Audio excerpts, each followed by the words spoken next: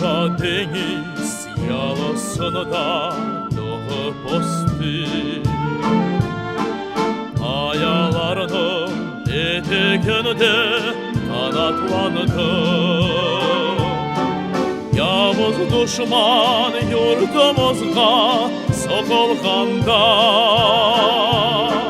vatan için vuruşlarga sen atlandın. Yavuz düşman yurdumuzga sokulganda, vatan için vuruşlarga sen atlandın. Ahmet Han, göklerde sultansın. Ahmet Han, dillerde destansın. Ahmet Han, şöhretin sönmeyecek, ebedi yaşayacak insansın. Öz yurtuna sevgi besle uçket oldu. Korkmay girdik okyanusunde ateşlerge, ülkemizde koş yıldızlı batır oldu. Halkla birge yetip geldik gençlerge,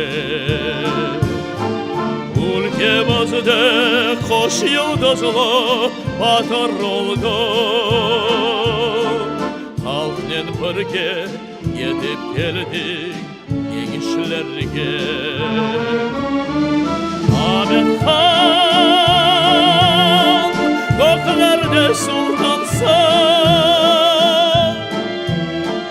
Ahmet Han, dillerde destansın. Ahmet Han, şöhretin sönmeyecek, ebedi yaşayacak insansın. Ahmet Han, göklerde sultansın.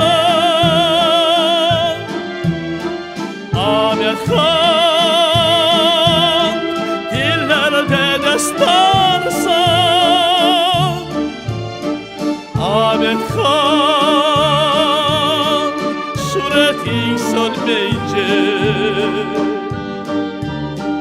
ebedi yaşayacak insansın.